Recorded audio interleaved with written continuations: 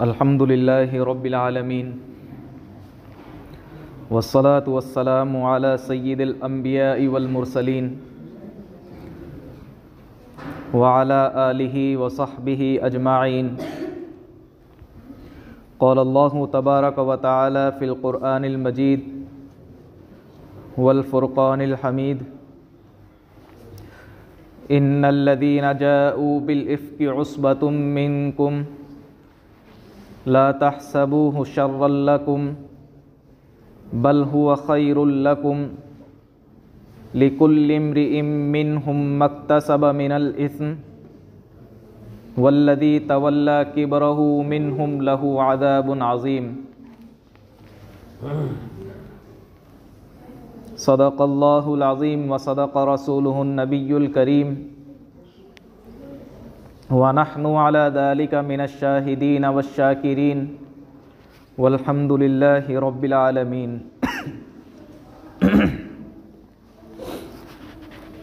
काबिल क़द्र बुज़ुर्गों और दीनी अख़ुवत व मोहब्बत रखने वाले नौजवान भाइयों,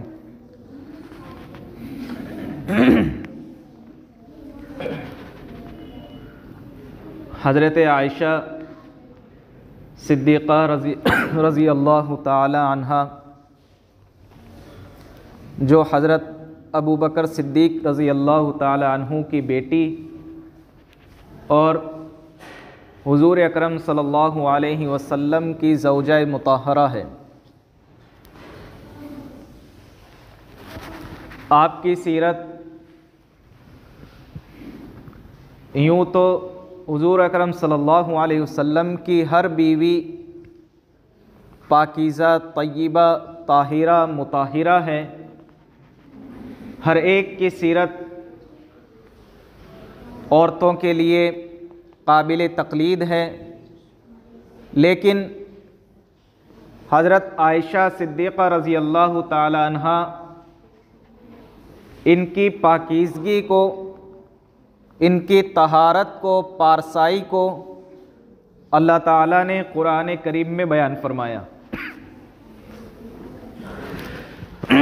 ये हुज़ूर अकरम सल्लल्लाहु अलैहि वसल्लम की तीसरी ज़ौजा मुताहरा है।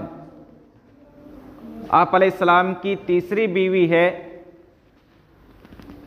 जिनसे गालिबन 52 या 53 साल की उम्र में आप अलैहिस्सलाम ने निकाह फरमाया। हज़रत खदीजा रज़ी अल्लाह ताला अन्हा, जो आप सल्लल्लाहु अलैहि वसल्लम की पहली बीवी है, उनकी उम्र 40 बरस। जब उनका निकाह हुआ तो हुज़ूर अकरम सल्लल्लाहु अलैहि वसल्लम की उम्र मुबारक उस वक्त 25 बरस थी। और जब आप अलैहिस्सलाम की निकाह में हज़रत खदीजा रज़ी अल्लाह ताला अन्हा 40 साल की उम्र में आती है, उस वक्त 2 शौहरों से वो बेवा हो चुकी होती हैं। तीसरा निकाह हुज़ूर अकरम सल्लल्लाहु अलैहि वसल्लम से हज़रत खदीजा का होता है। तो ये उम्र में बड़ी भी थी और रसूलुल्लाह सल्लल्लाहु अलैहि वसल्लम को तसल्ली देने के लिए उस वक्त जो तकाज़ा था, तो अल्लाह ताला को ये पसंद था कि हज़रत खदीजा से आप अलैहिस्सलाम का निकाह हो, ताकि उस वक्त जब हुज़ूर अकरम सल्लल्लाहु अलैहि वसल्लम 40 साल की उम्र में खड़े होकर ये ऐलान करें कि मुझे ये अहकाम अल्लाह ताला की तरफ से दिए गए, तो उस वक्त जब घर वालों की तरफ से, अपनों की तरफ से, गैरों की तरफ से जो हालात पेश आएंगे, उन हालात में तसल्ली देने के लिए घर में एक औरत का होना ज़रूरी था। इस वास्ते हुज़ूर अकरम सल्लल्लाहु अलैहि वसल्लम का उस वक्त का ये तकाज़ा ये था कि बड़ी उम्र वाली औरत से निकाह करें।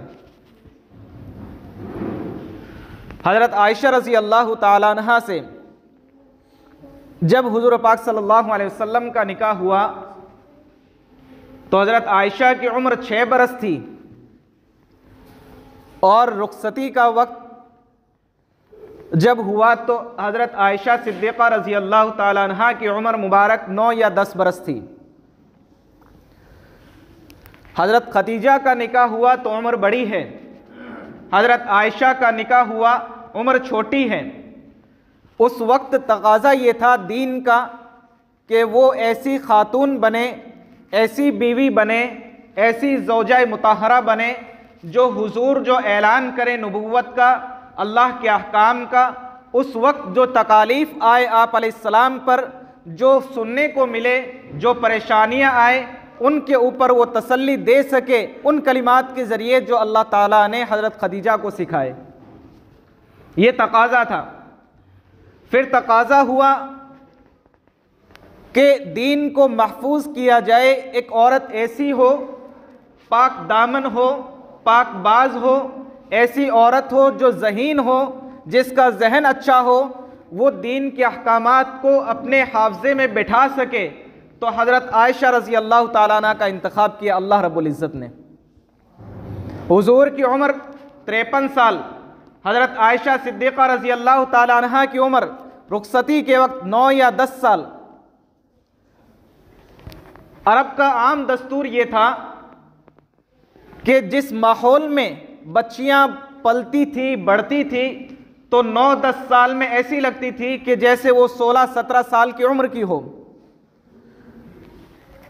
चुनांचे बुलूग का ज़माना था, उस वक्त रुखसती हो गई और ये निकाह भी हज़रत जिब्राइल ने तस्वीर लेकर के हुजूर सल्लल्लाहु अलैहि वसल्लम को दिखाया।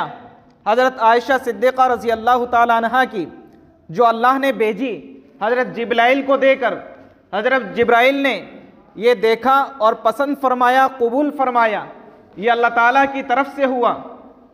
चूँकि इस वक्त अब तकाज़ा ये था कि दीन के अहकामात को, घर की ज़िंदगी को महफूज करें। चुनांचे दोनों तकाज़ों के मुताबिक अमल हुआ, हुजूर ने कबूल फरमाया और हज़रत आयशा सिद्दीक़ा रज़ी अल्लाह ताला अन्हा हुजूर अकरम सल्लल्लाहु अलैहि वसल्लम की ऐसी ज़ौजा मुताहरा है, ऐसी पाकीज़ा बीवी है कि जब हुजूर अकरम सल्लल्लाहु अलैहि वसल्लम उन्हें अपने घर में लाए रुखसत करके, उस वक्त वो फरमाती हैं कि खेलने के खिलौने साथ में लेकर आई। और इतना ही नहीं, जिस वक्त हज़रत आयशा सिद्दीक़ा रज़ी अल्लाह ताला अन्हा अगर चाहती कोई खेल बाहर हो रहा होता और हुज़ूर अकरम सल्लल्लाहु अलैहि वसल्लम से चाहत पेश करती कि मुझे वो देखना है, तो हुज़ूर सल्लल्लाहु अलैहि वसल्लम खड़े हो जाते और अपनी बीवी को यहाँ कंधे पर उसके सर को रखकर हुज़ूर अकरम सल्लल्लाहु अलैहि वसल्लम खुद दिखाते थे। ऐसी मोहब्बत थी, ऐसी अपनी बीवी के मुताल्लिक दिल में एक कैफियत थी, एक जज्बा था। यहाँ तक कि हज़रत आयशा को हुज़ूर अकरम सल्लल्लाहु अलैहि वसल्लम ने खुद फरमाया, एक नहीं 2 मरतबा फरमाया कि आयशा दौड़ लगाते हैं, आयशा चलो दौड़ लगाते हैं। क्यों दौड़ लगाते हैं? ताकि दिल जोई हो, दिल बहले, अपने घर वालों को मुझसे कोई जुदा ना समझे, ऐसा समझे जैसा मैं इसका शौहर हूं, और वही सी कैफियत हो जो एक घर में वो उसकी कैफियत थी। उसी कैफियत को देखते हुए हुज़ूर अकरम सल्लल्लाहु अलैहि वसल्लम बाज़ दफ़ा खिलाया करते थे। ये सैयदा आयशा सिद्दीक़ा रज़ी अल्लाह ताला अन्हा की ज़िंदगी ऐसी पाकबाज, ऐसी पाकीज़ा। एक मरतबा का वाक़या कुरान करीम में ज़िक्र किया गया, जिसको हज़रत आयशा सिद्दीक़ा रज़ी अल्लाह ताला अन्हा पर तोहमत लगी। सन 5 हिजरी में ग़ज़वा बनी मुस्तलक, जिसको ग़ज़वा मुरैसी भी कहा जाता है,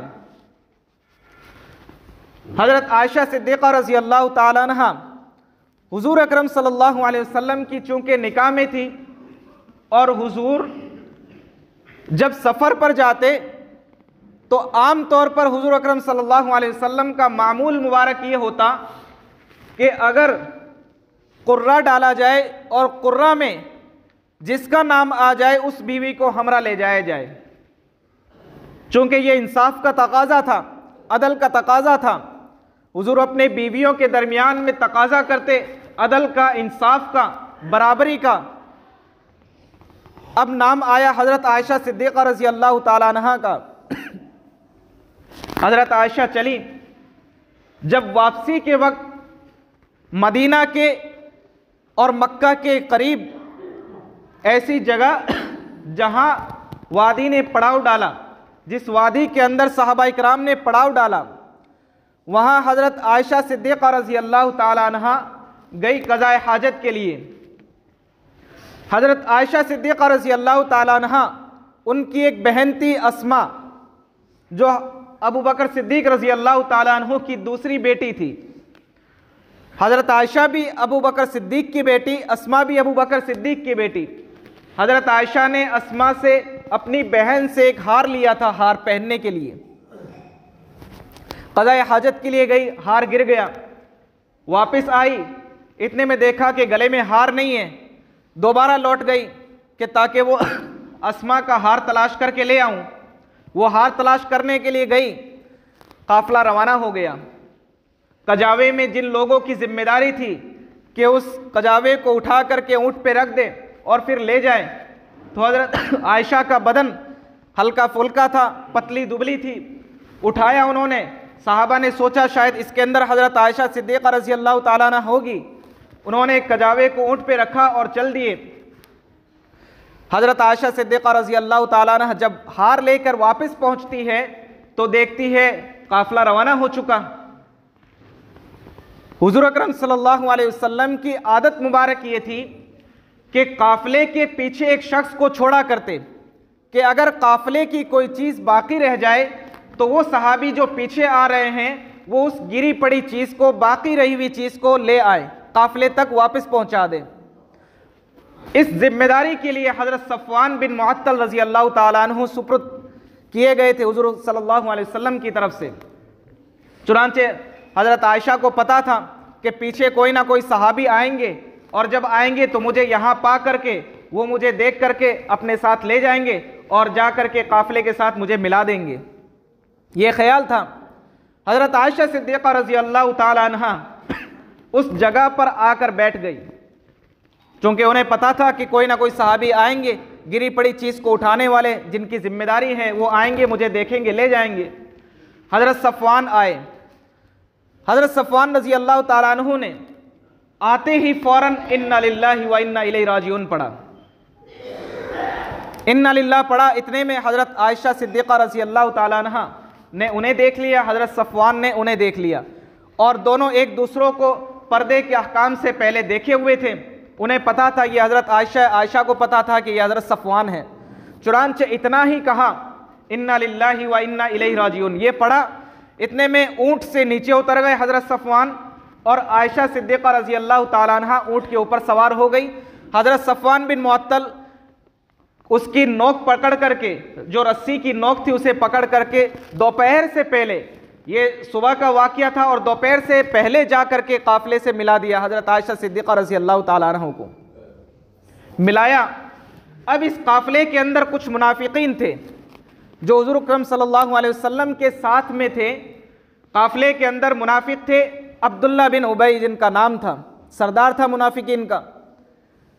अब जैसे कोई भी शख्स ये देख ले कि एक औरत और फिर उसका गैर महरम उसके साथ में है, तो फिर ऐसा कैसे। अब्दुल्ला बिन उबई ने ये हवा फैलाना शुरू की कि देखो हुज़ूर अकरम सल्लल्लाहु अलैहि वसल्लम की बीवी, हुज़ूर की अज़वाज मुतहहरात, हुज़ूर की पाकीज़ा बीवी सफ़वान के साथ में क्या कर रही है। देखो दोपहर के वक्त में सफ़वान के साथ में आई है। ये हवा फैलाना शुरू की, तोहमत लगाई। कुछ नेक लोग भी थे, सहाबा इकराम भी थे कि जो भोले भाले थे, दिल के साफ थे, उन्हें मालूम नहीं था।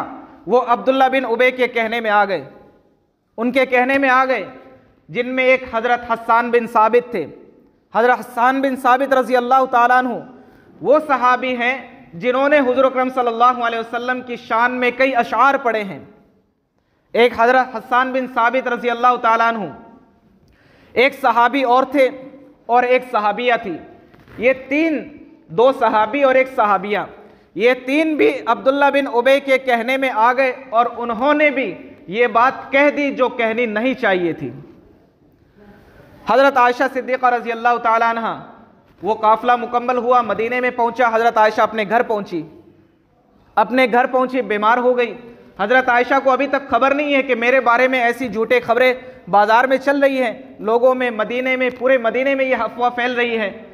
हज़रत आयशा रज़ी अल्लाह ताला अन्हा जिन सहाबी एक दूसरे हज़रत हस्सान बिन साबित के साथ, मिस्ता उनका नाम था, उनकी वालिदा जो हज़रत अबू बकर सिद्दीक़ रज़ी अल्लाह ताला अन्हा की खाला लगती थी, हज़रत आयशा की नानी हो गई।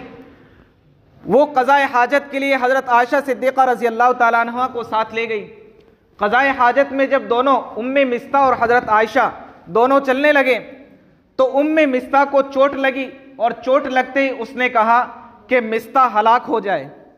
अपने बेटे को ये कहा कि मिस्ता हलाक हो जाए। हज़रत आयशा ने फरमाया कि नानी जान, ये बात क्या कह रही हो? कोई अपने बेटे को बद्दुआ देता है? आप अपने बेटे को बद्दुआ दे रही हो। उम्मे मिस्ता ने कहा कि आयशा, तुम्हें नहीं मालूम तुम्हारे बारे में मिस्ता ने क्या कहा है? कि नहीं, मुझे नहीं मालूम। उम्मे मिस्ता ने कहा कि तुम्हारे बारे में ऐसे ऐसे अल्फाज उसने कहे हैं। हज़रत आयशा क़ज़ाए हाजत को भूल गई और वापस आ करके अपने बिस्तर पर लेट गई और रोती रही, 24 घंटे रोती रही।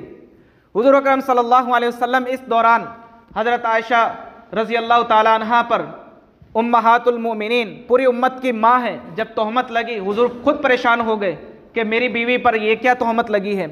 सहाबा से पूछा, कभी किसी से पूछा कि बताओ आयशा के बारे में तुम क्या कहते हो। आयशा की नौकरानी को बुलाया, बरीरा जिनका नाम था, कि बरीरा बताओ क्या कहती हो हज़रत आयशा के बारे में। बरीरा ने कहा कि मैं तो कुछ नहीं जानती हूँ, मैं सिर्फ इतना जानती हूँ कि ये तो इतनी भोली है कि जब आटा गूंद के रखती है तो फिर बकरी का बच्चा आकर के आटा खा जाता है, इसे ये भी पता नहीं है। और तुम कहते हो कि इस तरह, कि नहीं ऐसा नहीं हो सकता।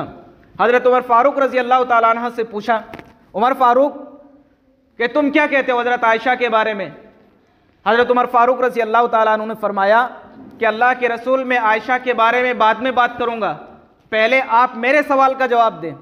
हुज़ूर ने फरमाया कि बताओ उमर क्या कहते हो। फरमाया कि अल्लाह के रसूल, ये निकाह किसने करवाया? ये निकाह की इजाज़त मैंने दी थी कि आयशा से निकाह करो। हुज़ूर ने फरमाया नहीं। फरमाया कि आपकी ख्वाहिश थी कि आप आयशा से निकाह करो? नहीं। अबू बकर ने इजाज़त दी थी, अबू बकर ने कहा था कि आयशा से निकाह करो? नहीं। तो फिर किसने इजाज़त दी? बोले कि अल्लाह ने इजाज़त दी थी कि हज़रत आयशा से निकाह करो। हज़रत जिब्राइल हज़रत आयशा की तस्वीर लेकर हुज़ूर सल्लल्लाहु अलैहि वसल्लम के पास आए थे, जो बात मैंने अभी पहले बतलाई। तो फिर मेरा अल्लाह, हज़रत उमर फ़ारूक रज़ी अल्लाह ताला अन्हु ने फरमाया कि मेरा अल्लाह इतना भोला नहीं है, इतना नासमझ नहीं है जो नबी पाक के लिए नापाक औरत को पसंद कर ले। ये तसल्ली मिल गई हुज़ूर अकरम सल्लल्लाहु अलैहि वसल्लम को। हुज़ूर सल्लल्लाहु अलैहि वसल्लम गए, 1 महीना हो गया, पूरे मदीने में ये अफवाह फैल रही थी कि आयशा ने ऐसा काम कर लिया, नाउज़ बिल्लाह। उम्महातुल मोमिनीन है, पाकीज़ा है।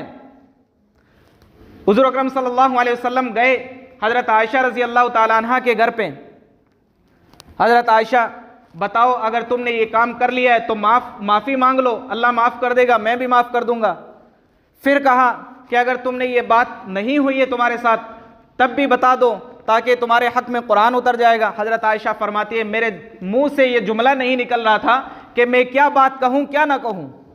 कहा कि फ़सब्रुन जमील वल्लाहुल मुस्तआनु अला मा तसिफून, कि मैं वही बात कहती हूँ जो यूसुफ के वालिद ने कहा था। बोले कि मेरे मुंह से याकूब भी लफ्ज़ नहीं निकला, मैंने कहा कि जो यूसुफ के वालिद ने कहा था मैं अपने बारे में वही बात कहती हूँ। यूसुफ के वालिद हज़रत याकूब अलैहिस्सलाम ने कहा था फ़सब्रुन जमील वल्लाहुल मुस्तआनु अला मा तसिफून, यानी मेरे लिए सब्र अच्छा है और कोई बात नहीं करता। हज़रत आयशा फरमाती है कि मैं रोने लगी। हज़रत अबू बकर के पास, अपने वालिद के पास गई कि अब्बा जान आप बताएं, मेरे बारे में आप सफाई पेश करें। अम्मी के पास गई, अम्मी जान आप बताएं, आप मेरे बारे में सफाई पेश करें। हज़रत आयशा फरमाती है कि मैं रोती रही, बिलखती रही, कोई मेरी नहीं सुनता। हज़रत अबू बकर फरमाने लगे, जब हुजूर नहीं मान रहे तो मैं कैसे मानूं?